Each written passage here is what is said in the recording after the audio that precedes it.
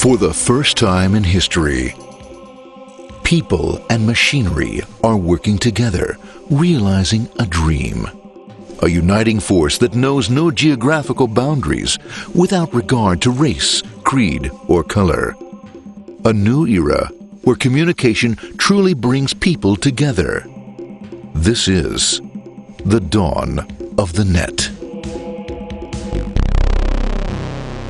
Want to know how it works? Click here to begin your journey into the net.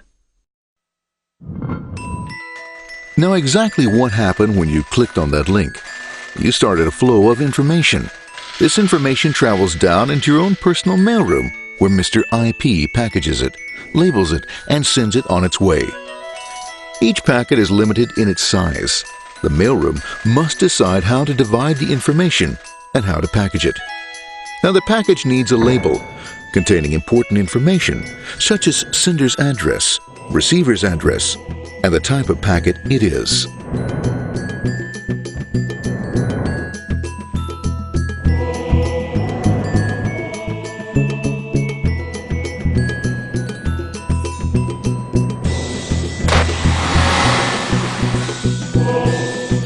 Because this particular packet is going out onto the internet, it also gets an address for the proxy server, which has a special function, as we'll see later.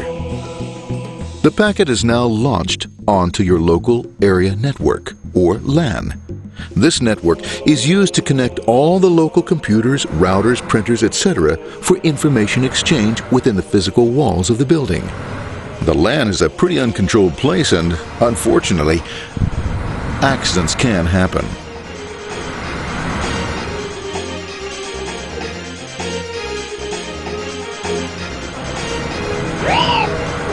The highway of the LAN is packed with all types of information. These are IP packets, Novell packets, Apple Talk packets. They're going against traffic, as usual. The local router reads the address and, if necessary, lifts the packet onto another network. The router, a symbol of control in a seemingly disorganized world. Whoops, sorry about that. Let's go with this one here, this one here. This one goes here, this one goes here. I don't like this one. Let's go with this one. Let's go here. A little more left. Let's go with this one here. Another channel here. Let's put that one here. Another one there. Let's put that one here. There he is, systematic, uncaring, methodical, conservative, and sometimes not quite up to speed. Sorry. But at least he is exact, for the most part. That's the one who's on. That one was there. That one was there. That one was there. And this one was there. Another one that was there. That was there. He's fine. He's still there. That was there. He was there. Let's put that one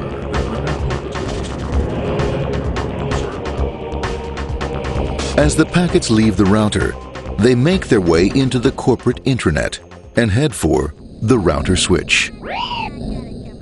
A bit more efficient than the router switch plays fast and loose with IP packets, deftly routing them along their way.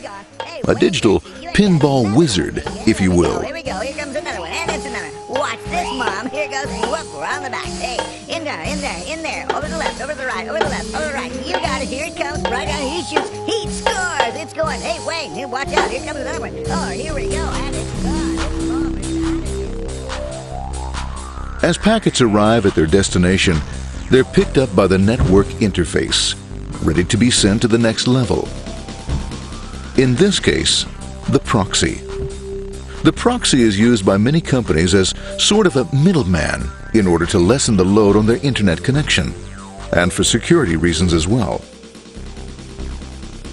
As you can see, the packets are all of various sizes, depending upon their content.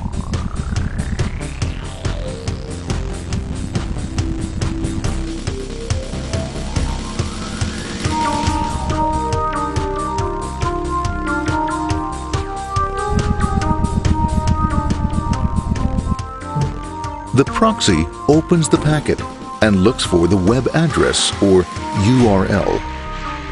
Depending upon whether the address is acceptable, the packet is sent on to the internet.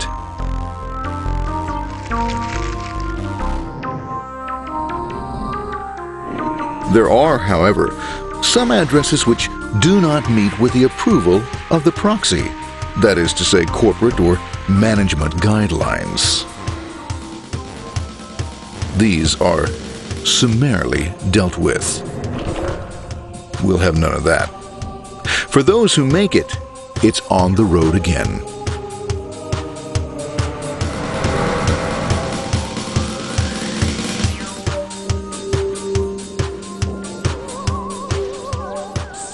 Next up, the firewall.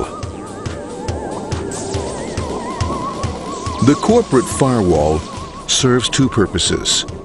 It prevents some rather nasty things from the internet from coming into the intranet, and it can also prevent sensitive corporate information from being sent out onto the internet.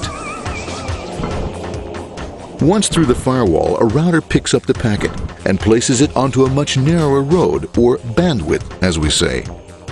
Obviously, the road is not broad enough to take them all. Now you might wonder what happens to all those packets which don't make it along the way. Well, when Mr. IP doesn't receive an acknowledgement that a packet has been received in due time, he simply sends a replacement packet. We are now ready to enter the world of the Internet. A spider web of interconnected networks which span our entire globe. Here, routers and switches establish links between networks.